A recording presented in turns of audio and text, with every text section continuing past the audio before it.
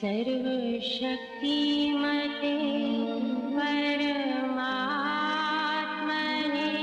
श्रीरामाय नमः। सर्वशक्तिमते परमात्मने श्रीरामाय नमः। सर्वशक्तिमते परमात्मने श्रीरामाय नमः। सर्वशक्तिमते परमात्मने श्रीरामाय नमः। सर्वशक्तिमते परमात्मने श्रीरामाय नमः। सर्वशक्तिमते परमात्मने श्रीरामाय नमः। सर्वशक्तिमते परमात्मने श्रीरामाय नमः।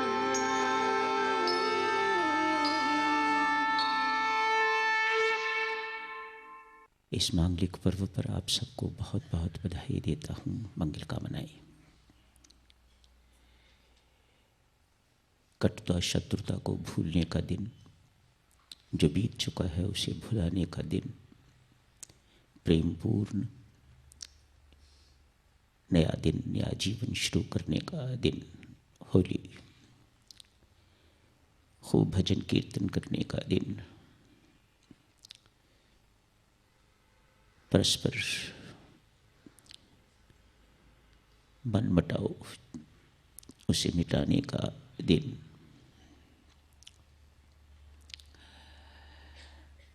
आज के दिन लोग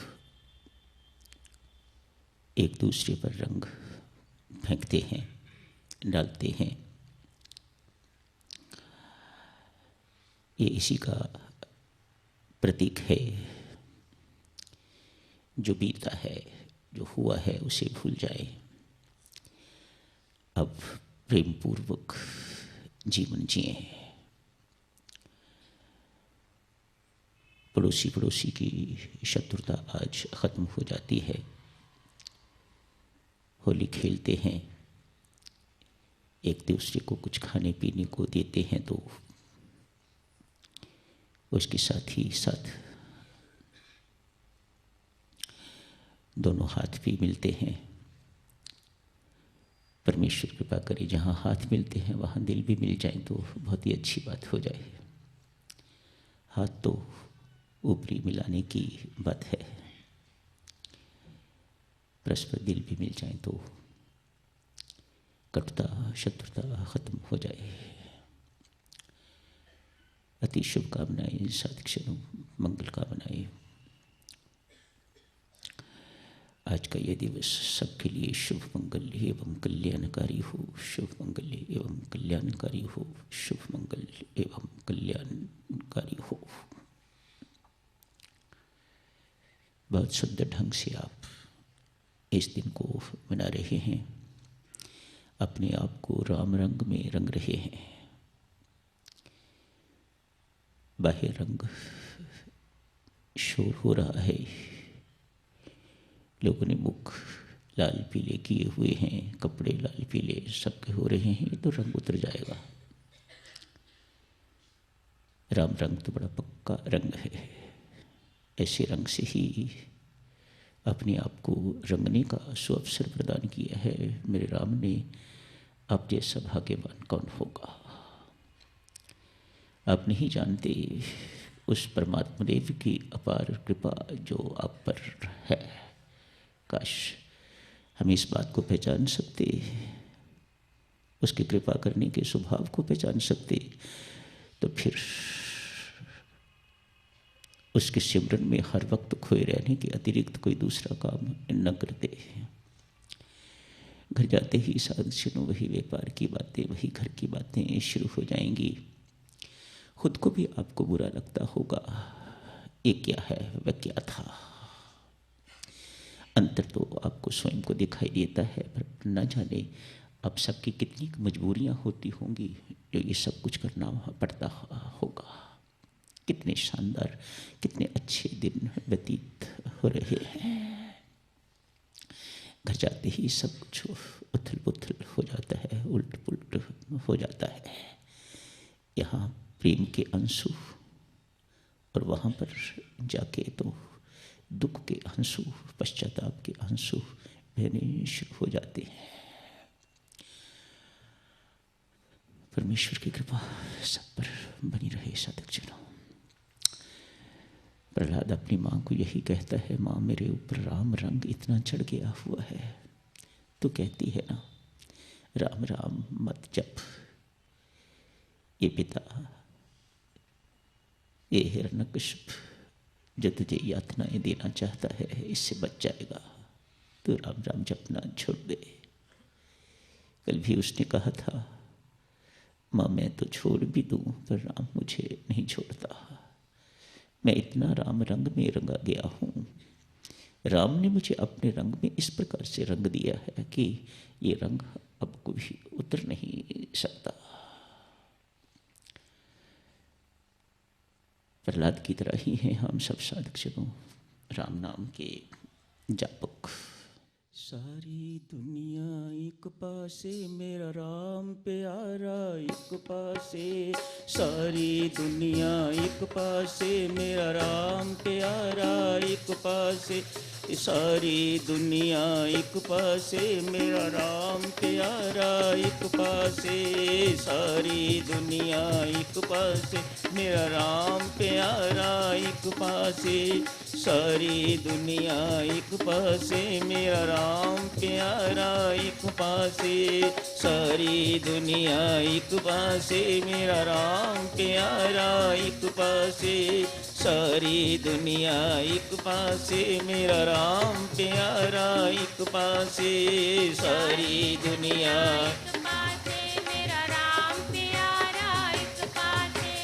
सारी दुनिया एक पासे, मेरा राम प्यारा एक पासे। सारी दुनिया एक पासे, मेरा राम प्यारा एक पासे। सारी दुनिया एक पासे, मेरा राम प्यारा एक पासे। सारी दुनिया एक पासे, मेरा राम प्यारा एक पासे। सारी दुनिया एक पासे, मेरा राम प्यारा एक पासे। सारी दुनिया एक पासे, मेरा राम प्यारा एक पासे। सारी दुनिया एक पासे, मेरा राम प्यारा एक पासे। सारी दुनिया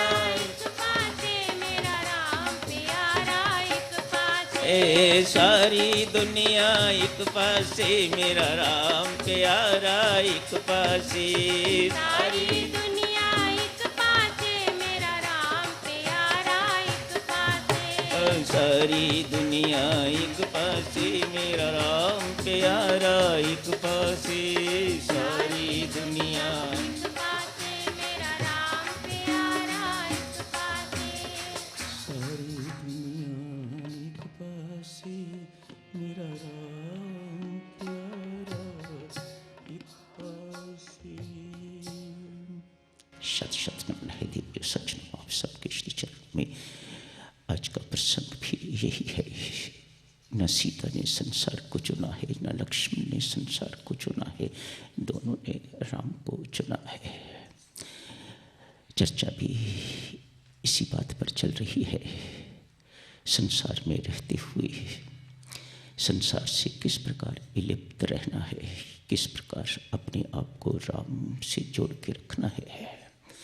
लक्ष्मण भी कह सकते थे, मैं तो प्रभु राम की आज्ञा का पालन कर रहा हूँ, उन्होंने कहा है घर रह, मुझे घर रहना चाहिए।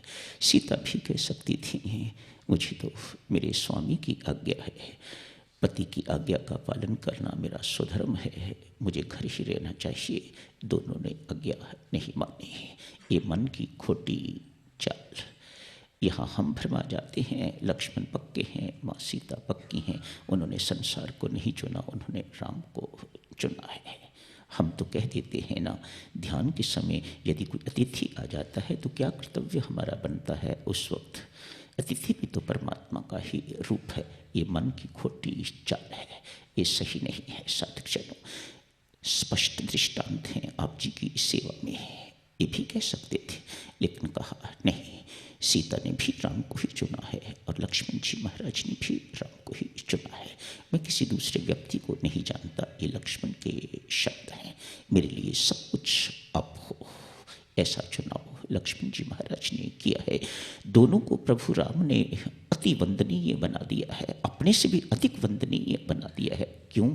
इन दोनों ने संसार को तज के तो राम को चुना है। चर्चा साधकजनों यही चल रही है। आज एक राम भक्त की बात करते हैं, हमारे देश के नहीं है। उन्होंने भी संसार को छोड़ के तो परमात्मा को चुना है। आप बहुत अच्छी तरह से जानते हैं, मनु जी महाराज शत्रुपा राजा थे।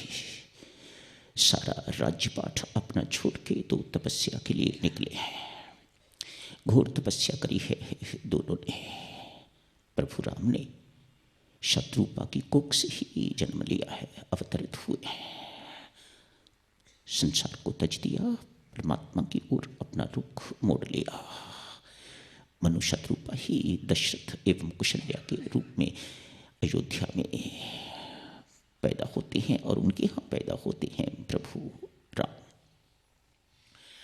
आज साधकजनों, बुखारी का एक शहंशाह है, सम्राट है इब्राहिम। इस वक्त तो शहजादा ही है। आज अपना राजपाट छोड़ के कुछ घटनाएं इस प्रकार की घटित हो गई हैं, संसार से मुख मोड़ लिया है। उस प्यारे की खोज में निकल गया है। उस प्यारे की खोज करनी हो तो पहले उसके प्यारे की खोज करनी पड़ती है, तभी काम बन पाएगा। आज राज दरबार लगा हुआ है, बहुत सच हुई हुई है। अभी बुखारी की ही बात है, अभी घर से निकले नहीं है। राज दरबार सजा हुआ है, मंत्री इत्यादि सब बैठे हुए हैं, आपस में बातचीत चल रही है। बाहर शोर सुनाई दे रहा है। एक व्यक्ति बहुत प्रेम पूर्वक कह रहा है द्वारपाल से, मन थोड़ा सा झगड़ा जैसे हो रहा हो। झगड़ा द्वारपाल की तरफ से। वह व्यक्ति तो बहुत शांत है, वह बहुत नम्रतापूर्वक बोल रहा है, भाई इस सराय है, धर्मशाला है, मुझे यहाँ रहना है। द्वारपाल कहता है, मूर्ख हो, पागल हो क्या? ये राजा का महल है, सराय नहीं है। उधर है सराय, वहाँ जाओ। उधर है धर्मशाला, वहाँ जाओ। अरे नहीं भाई, यही सराय है, मुझे यहीं रहना है। बार बार प्रेम पूर्वक आग्रह कर रहा है ये महात्मा। कहता है, मुझे इसी सराय में रहना है। मान नहीं रहे। आपस में थोड़ा सा वाद विवाद हो रहा है। इसकी वाणी क्रोधी है द्वारपाल की, उसकी बहुत विनम्र शांत वाणी राजा के कानों में आवाज पहुंची है। राजा साहब ने कहा, ये कौन ऐसा व्यक्ति है, इतना शांत दांत, इतना विनम्र, जो इस प्रकार की बात कर रहा है? जानते हुए भी सारा संसार जानता है ये राजा का महल है, इसे सराय क्यों कह रहा है? भीतर बुलाइएगा। भीतर आगमन हुआ है महात्मा का। आभावान चेहरा है, बहुत शांत चेहरा है, नूर टपकत रहा है उस चेहरे से, बहुत शांति है।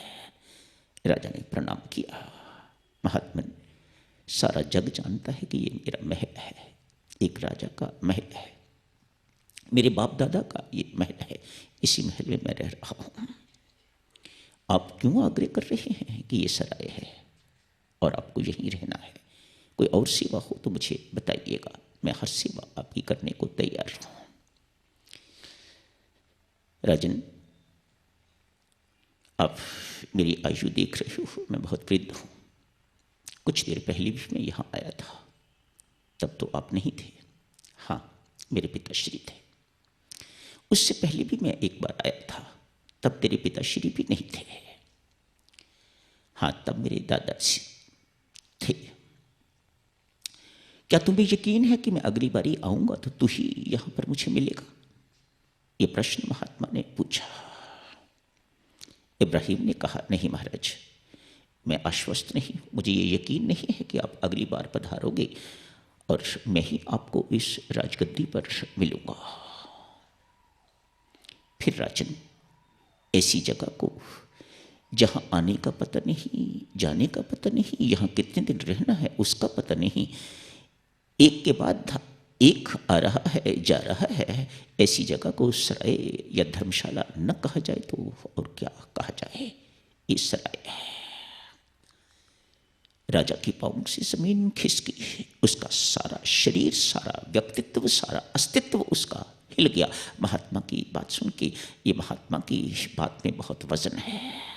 उठा, महात्मन आप पधारिए, आप इस राय में रहिएगा, मैं चलता हूं। छोटी जगह। साधक, आज ये धक्का लगा है, इससे पहले भी इस व्यक्ति को एक दो धक्के लग चुके हुए हैं। कहते हैं सममन फूलों की सींच पर ये राजा सोया करता है। कल तक भी सोता था, आज तो उसने छोड़ने का निर्णय ले लिया है। सवा मन फूलों की सींच बिस्तर पर लगती थी, उस पर ये सोता था। आज जो महिला, जो दासी शैया तैयार करती है, बिस्तर तैयार करती है, जो उसके मन में आया, सवा मन फूलों की सींच इतने वर्षों से मैं सजा रही हूं, कितनी कोमल होती होगी, राजा साहब को किस प्रकार इसमें सुंदर नींद आती होगी। अभी 2 घंटे का समय है, राजा साहब 10 बजे के करीब आएंगे शयन करने के लिए, सोने के लिए। एक दफा इस बिस्तर पर मैं लेट के तो देखूं। आज वो दासी राजा साहब के बिस्तर पर लेट गई है। बहुत सुख मिला, बहुत चैन, नींद आ गई। नींद भी ऐसी गहरी आई, राजा साहब के आने का समय और उसे कोई सुध बुध नहीं। राजा ने देखा मेरी ही दासी मेरे बिस्तर पर सो रही है तो चाबुक मारे। कहते हैं चाबुक की दर्द बहुत होती है। खूब मारे, बहुत जोर जोर से रोई, चिल्लाई। थोड़ी देर होने चिल्लाने के बाद अचानक मुस्कुराने लग गई है, हंसने लग गई है जोर जोर से। राजा साहब ने जिज्ञासा प्रकट की, अभी तो रो रही थी, अभी हंसने वाली क्या बात हो गई? दासी कहती है, राजा साहब रोई इसलिए, ये जो आपने पिटाई करी है इससे बहुत पीड़ा हुई, इसलिए रोई, इसको सहन नहीं कर सकी इसलिए रोना निकल गया। हंसी इसलिए हूं, 2 घंटे सोई हूं इस बिस्तर पर तो मुझे इतना दंड मिला है। राजा साहब आपको सोते हुए उम्र बीत गई है, आपको क्या दंड मिलेगा? इसलिए मेरे मुख से हंसी निकल गई है। एक दूसरा धक्का लगा। मन ही मन संसार के प्रति निस्सारता की भूमिका तैयार हो रही है। यूं कहिएगा परमात्मा की कृपा का अवतरण हो रहा है, शुरू हो गया है।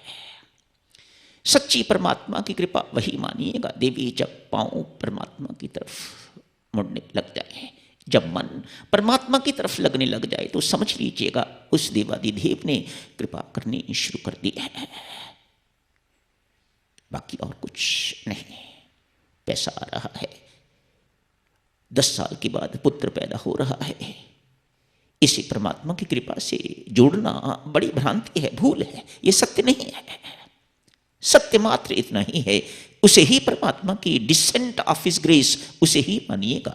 जब हमारे पांव परमात्मा की ओर मुड़ने लग जाए, जब हमारा मन परमात्मा के साथ जुड़ने लग जाए तो समझिएगा ये परमात्मा की कृपा है। भूमिका तैयार हो रही है। आज राजा साहब अपने महल की छत पर ऐसे ही टहलने के लिए चले गए। क्या देखते हैं वहां पर दो सौदागर, दो व्यक्ति। पूछा, कौन है आप? महल की छत पर सौदागर हैं, ट्रेडर्स। क्या कर रहे हो यहाँ पर? कैसे आना हो गया महल के अंदर आपका? कहा, राजा साहब, ऊंट गुम हो गया था, उसे ढूंढ रहे हैं। मूर्ख कहीं के, ऊंट कैमल और महल में, और महल की छत पर? पागल हो?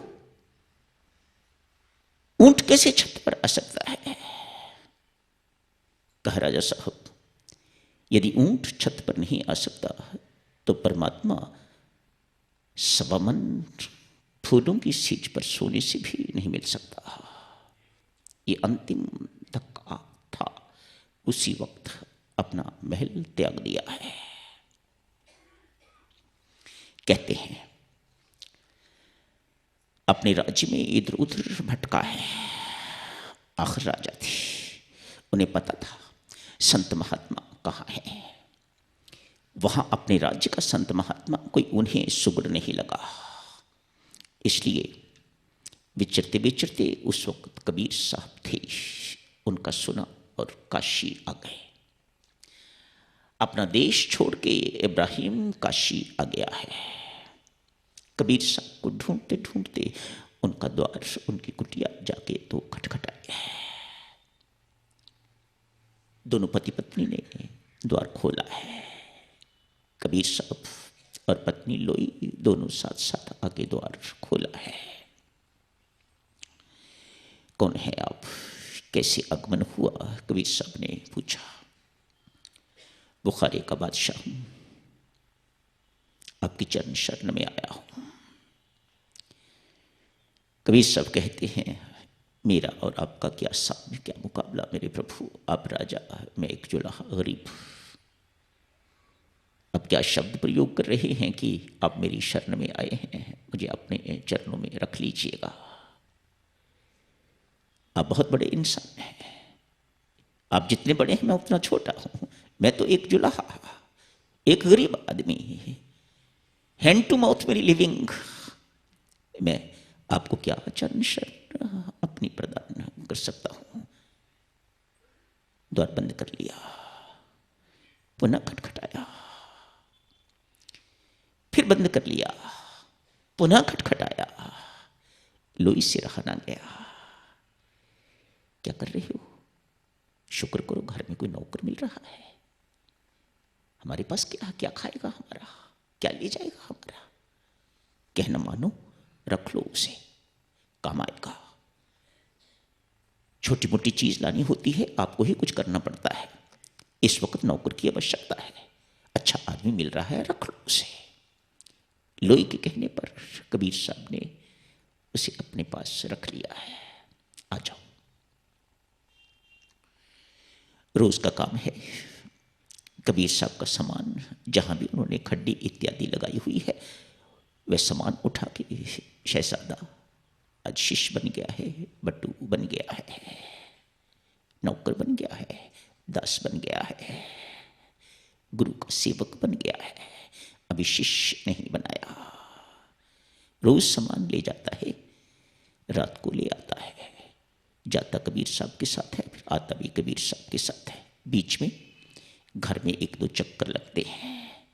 कबीर साहब का खाना लेने के लिए आता है, जूठे बर्तन छोड़ने के लिए आता है, इत्यादि इत्यादि।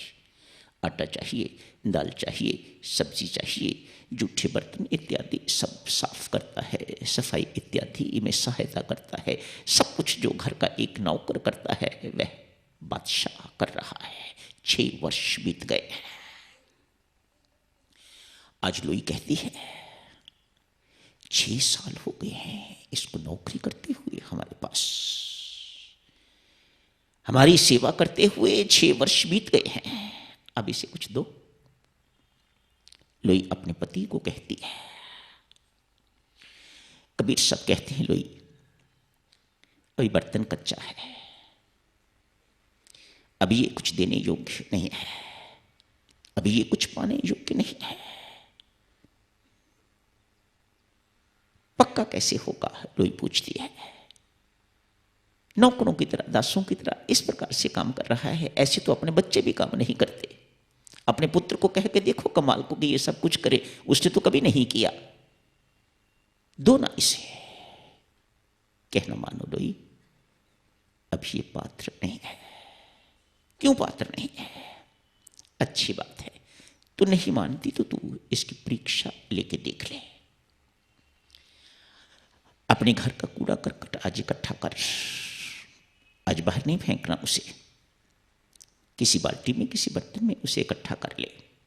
आज दोपहर को जिस वक्त ये भोजन लेने के लिए आएगा उस वक्त इसके सिर पर फेंकना, छत के ऊपर छुप के इसके सिर के ऊपर कूड़ा करकट फेंकना। जो ये कहे, जो ये जवाब दे, फिर मुझे रात को बताना। आज शहजादा भोजन लेने के लिए दोपहर को आया है। लोई तैयार बैठी है। एक अनपढ़ महिला किसी बड़े आदमी का एग्जाम लेने जा रही है, अंदर से बहुत इलेटेड है, बहुत प्रसन्न है। वाह, मैं किसी की परीक्षा लेने के लिए जा रही हूं। बर्तन गंदगी का ऊपर फेंक दिया। शहजादा साहब ने ऊपर देखा और कहते हैं, काश मैं बुखारे में होता तो मैं तुम्हें देखता।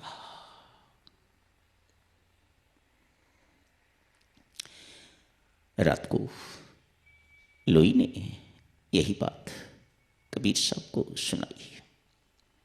मैंने कहा था ना लोई, अभी बर्तन पक्का नहीं है, अभी ये व्यक्ति दीक्षा के योग्य नहीं है, अभी ये व्यक्ति मंत्र देने योग्य नहीं है, नामदान देने योग्य नहीं है, अभी बर्तन कच्चा है। ये ठीक है, आप ठीक कहते थे महाराज, अभी बर्तन कच्चा है, अभी इसके अंदर मैं बाकी है, अभी इसकी मैं मरी नहीं, अभी इसके अंदर विनम्रता जो आनी चाहिए, जो आपको परमात्मा की कृपा का पात्र बनाती है, वह विनम्रता इसके अंदर नहीं आई, वह झुकना अभी इसने नहीं सीखा। आप सही कहते थे। साधुजनों, आज एक बहुत बड़ा सेठ किसी उतने ही बड़े महात्मा के पास गया है, चरणों में प्रणाम किया, कहा महाराज मेरे पास बहुत धन संपत्ति है, अति, मैं दान देना चाहता हूं, मैं औरों की सेवा करना चाहता हूं, इससे कैसे करूं, किसको दूं, कैसे दूं?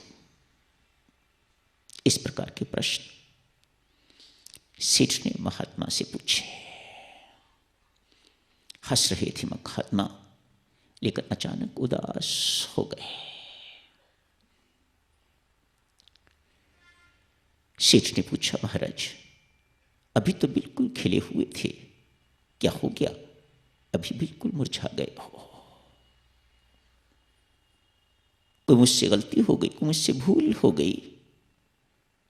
मैंने तो मात्र आपसे इतना ही कहा है, मेरे पास बहुत धन है, मैं उसे दान देना चाहता हूं, सेवा करना चाहता हूं औरों की, कैसे करूं?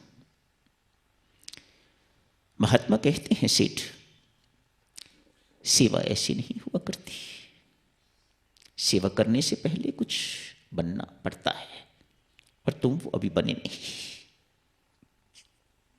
क्या बनना पड़ता है महाराज? सेठ ने पूछा।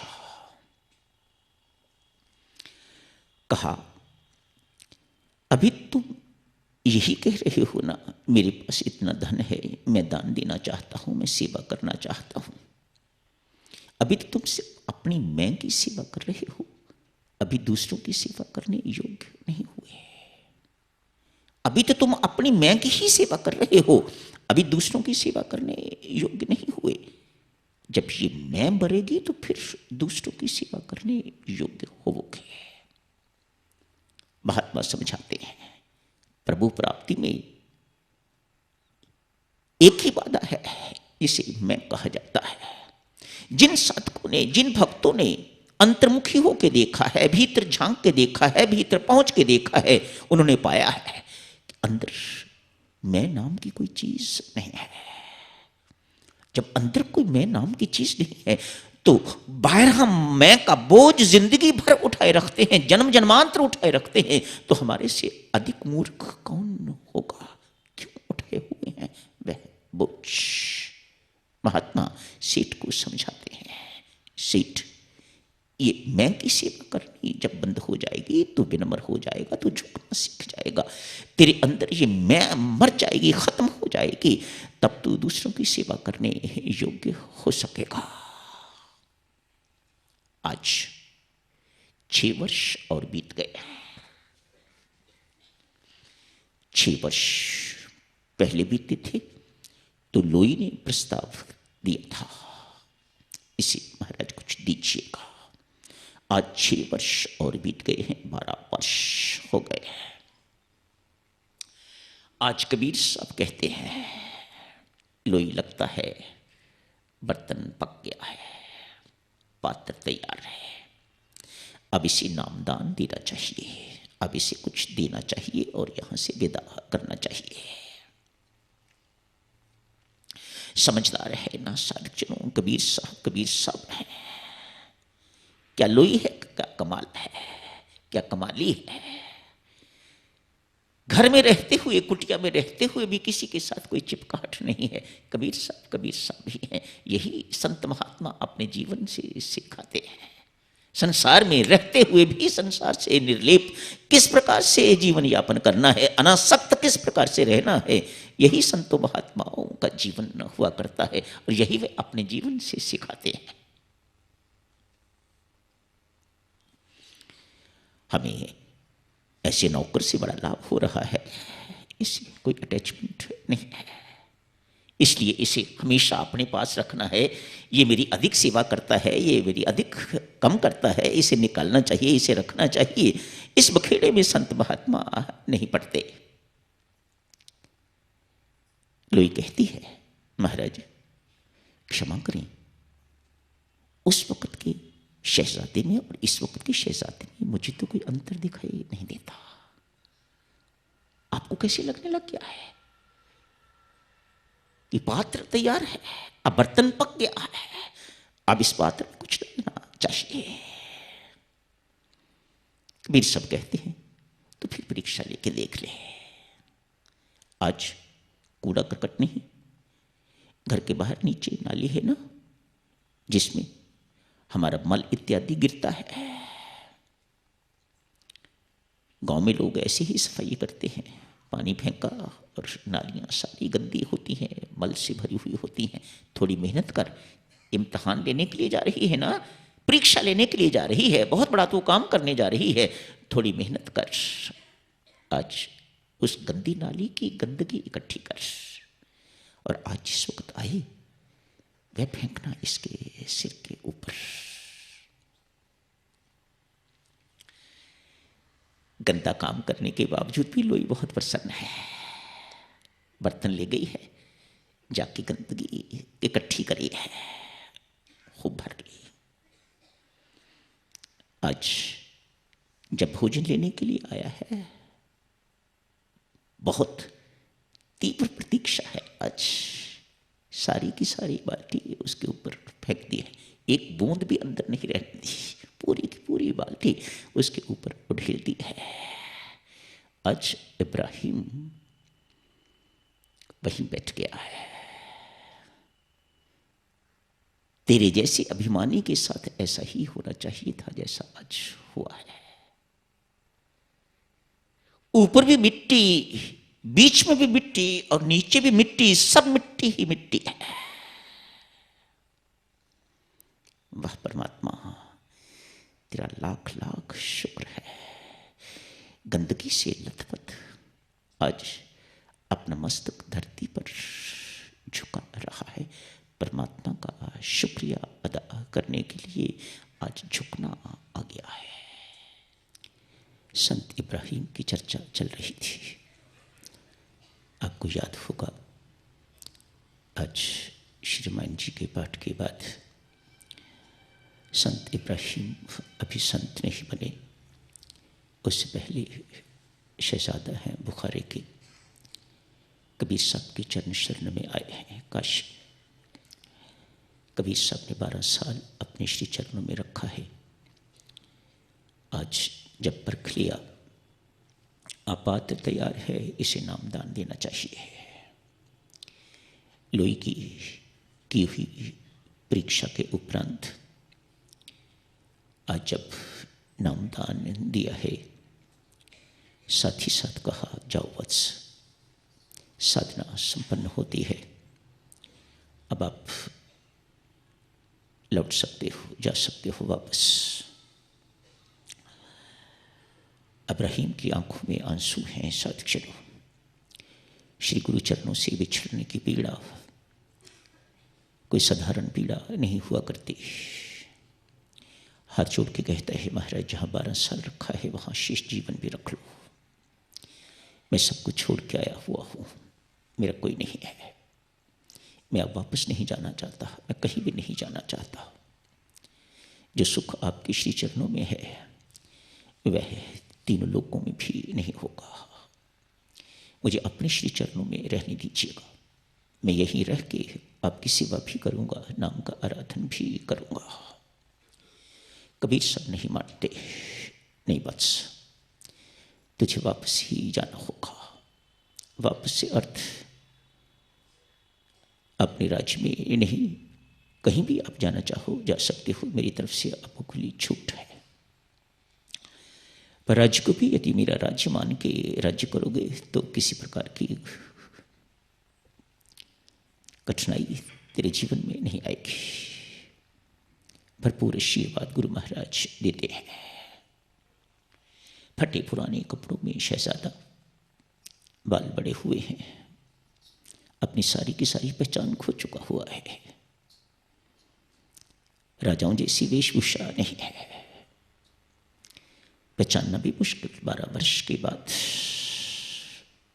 पैदल चलता चलता, पैसे नहीं है कि बुखारा जा सके, पैसे खर्च करके किसी व्हीकल से जा सके, किसी ढंग से जा सके, ऐसा पैसा नहीं है, पैदल चल पड़ा है।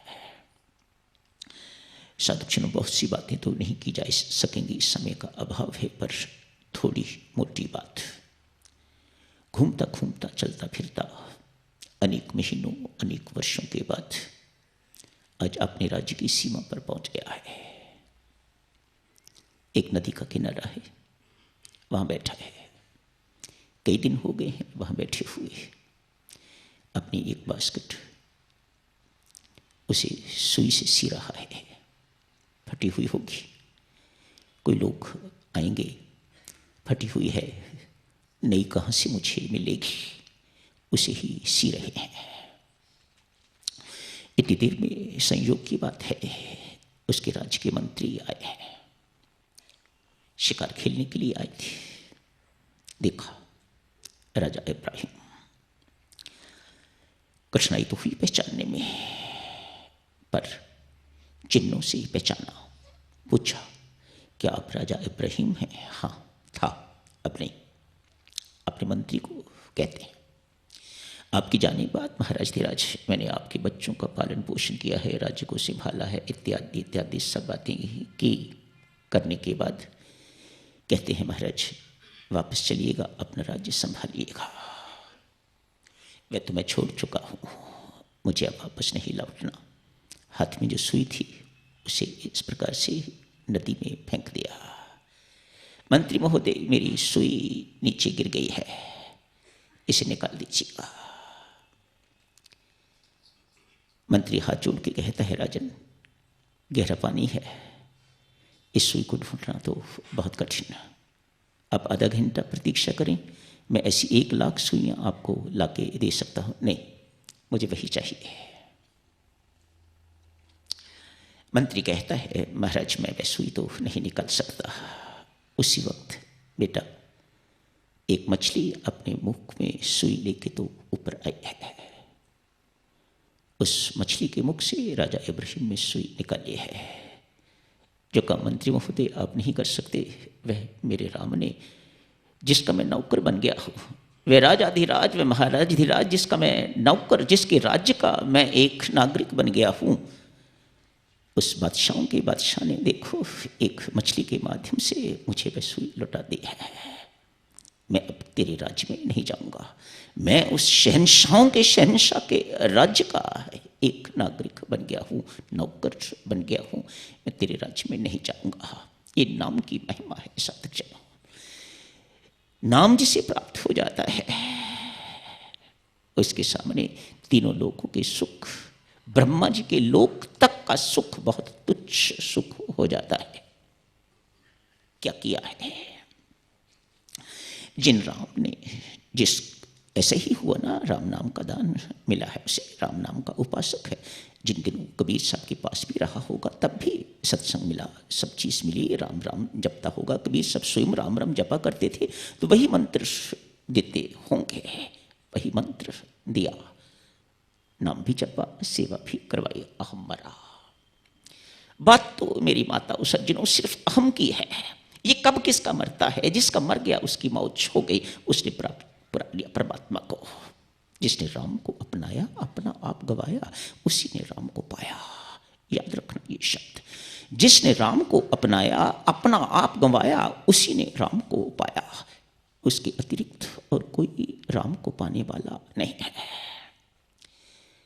ये अहम साधक जनों, ये मैं कितना महत्वपूर्ण है हमारे जीवन में। जब तक ये क्षुद्रता बनी रहती है तब तक परमेश्वर की महानता का पात्र व्यक्ति नहीं बनता।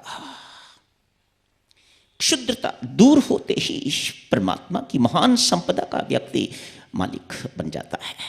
कैसी महिमा है परमात्मा की, और कैसी महिमा है, कितनी आवश्यकता है इस अहम को दूर करने की, इस अहम को नष्ट करने की, इस अहम को मारने की। आज एक संत महात्मा अपने दूसरे संत महात्मा मित्र से मिलने के लिए गए हैं। बड़ी घनिष्ठ मित्रता आपस में। जाके द्वार खटखटाया है। द्वार खटखटाने वाला मित्र सोचता है मेरी आवाज़ ही मेरा मित्र पहचानता है, मुझे अपना परिचय देने की आवश्यकता नहीं। पूछा कौन है? मैं हूं मित्र, द्वार खोल। द्वार नहीं खुला। फिर खटखटाया, कौन है? मैं हूं मित्र, तुम मुझे पहचानते नहीं, द्वार खोलो। द्वार नहीं खुला। बहुत देर खटखटाने के बाद क्रुद्ध शब्दों में कहा, मित्र तुम द्वार क्यों नहीं खोलते? क्या तुम पहचाने नहीं कि मैं कौन हूं? अंदर से आवाज आती है, कौन मूर्ख है बाहर जो अपने आप को मैं कह रहा है? ये अधिकार केवल परमात्मा को है। अस्तित्व केवल परमात्मा का, उसके अतिरिक्त किसी दूसरे का अस्तित्व नहीं है। कल आपने भजन सुनाया था ना, आज सुबह या कल सुनाया था ना भजन, वही है। एक परमात्मा के अतिरिक्त किसी का अस्तित्व नहीं है साधक जनों। ढांचा है, इसके अंदर चेतनता तो उसी की है। वह नहीं है तो फिर इसका भी अस्तित्व कुछ नहीं है। उसका अस्तित्व है तो इसका भी कुछ अस्तित्व है, नहीं तो कुछ नहीं। तो यही कहना होगा, एक ही अस्तित्व है इस संसार में, इस ब्रह्मांड में, परमात्मा का अस्तित्व। जितनी जल्दी इस साधक जनों ये हम मर जाए, उतनी जल्दी ही व्यक्ति परमात्मा की कृपा का पात्र, परमात्मा का पात्र बन जाता है। क्या हुआ है इसका, इस व्यक्ति का क्या हुआ? यही ना, चावल जैसा पहले कड़ा था, अकड़ा हुआ था अंदर से। बाहर से तो हम झुकते हैं साधक जनों, लेकिन अंदर तो अभिमान तो खड़ा रहता है, वह नहीं झुकता। इस आदमी ने, इस राजा ने परमात्मा की कृपा पात्र बनने से पहले अपने आप को भी अंदर से और बाहर से दोनों जगह से झुकाना सीख लिया है। बस इतनी ही बात करने की आवश्यकता है। देवियों, आज रामकृष्ण परमहंस से किसी ने पूछ दिया, ठाकुर क्या किसी का अहम मरता भी है, ख़त्म भी होता है, कि ऐसी ही बातें हैं ये? ठाकुर कहते हैं भाई शैतान अहम तो मर जाता है, लेकिन शरीफ अहम नहीं मरता। दो शब्द ठाकुर ने प्रयोग कर दिए। ये शरीफ अहम नहीं मरता। मैंने दान दिया, मैंने जाप किया, मैंने साधना साधी, मैंने कुआं बनवाया, खुदवाया, ये किया वो किया, ये शरीफ अहम है, ये नहीं मरता। शैतान अहम तो मर जाता है। व्यक्ति चोरी करता है, कोई गलती करता है, कोई पाप करता है, मैं थोड़ा हूं करने वाला, करने कराने वाला परमात्मा है ना। ठाकुर कहते हैं वह अहम तो मर जाता है, लेकिन शरीफ अहम जो है उसे मारना बेटा बहुत कठिन है, वह नहीं मरता। कोई भाग्यवान किसी पर परमात्मा की विलक्षण कृपा, अपार कृपा, यदि उसने अपने दोनों अहमों को मार लिया है, कुचल लिया है, ऐसे व्यक्ति की अपनी क्षुद्रता खत्म होते ही वह परमात्मा की महानतम संपत्ति का अधिकारी बन जाता है। शर्त देवी मात्र इतनी ही है, अपने अहम को शिथिल करना है। चावल की तरह कड़ापन परमात्मा को पसंद नहीं है। चावल को खाने योग्य बनाओ, उसका आकार भी बना रहता है और भीतर से कोमल भी हो जाता है। यही चाहते हैं परमात्मा, हर इंसान, हर साधक बेटा बने। क्या बने? चावल की तरह कड़े नहीं, कठोर नहीं, कोमल बनना है, खाए जा सको, पचाए जा सको। कड़े चावल को पचाना बहुत कठिन है, उबल जाता है, कड़ापन मर जाता है, कनिका मर जाती है, कनी उसकी मर जाती है, उसका आकार तो बना रहता है, वह खाने योग्य हो जाता है, इतना कोमल हो जाता है। मानो बेटा वह किसी के काम आने योग्य हो गया। जो दूसरों के काम आ सकता है, परमात्मा भी उसी को अपने काम के लिए चुनता है। यही तो परमात्मा का काम है, दूसरों के काम आना, दूसरों के लिए अपने आप को खत्म कर देना। दूसरे कौन है? कोई भी तो नहीं ना परमात्मा। तो इस बात को बहुत अच्छी तरह से जानता है। क्या शब्द आदमी प्रयोग करे, ऐसे ही मुख से शब्द निकल जाते हैं। ये दूसरे कौन है? कोई दूसरा है ही नहीं मेरे राम तेरे सिवा। जो कुछ भी इस संसार में होता है वह सब तेरे लिए ही होता है। इतनी सी बात समझ में आ जाए तो आपका हर कर्म, खाना पीना, सोना जगना, सब कुछ परमात्मा की पूजा बन जाए, परमात्मा की भक्ति बन जाए। यही समाप्त करने की इजाज़त दीजिएगा साधकजनों। हार्दिक धन्यवाद आप सबका एक बार फिर करता हूँ। कोटिशय प्रणाम भी मेरा स्वीकार कीजिएगा। आपके श्री चरणों में बार बार मैं अपना मस्तक नवाता हूँ। बहुबार धन्यवाद।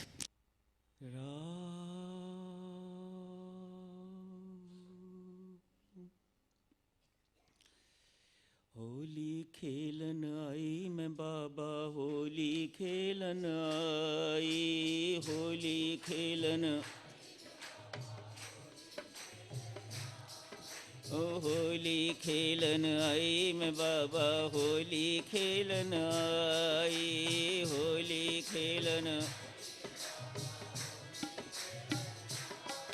ओ होली खेलन आई मैं बाबा, होली खेलन आई, होली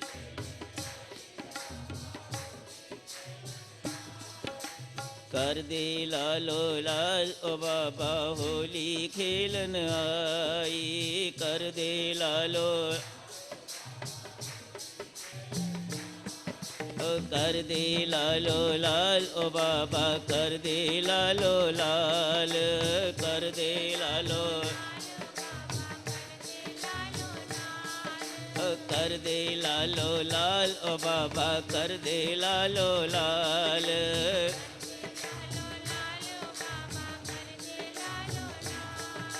कर दे मालो माल ओ बाबा, कर दे मालो माल, कर दे कर दे मालो माल ओ बाबा, कर दे मालो माल, कर दे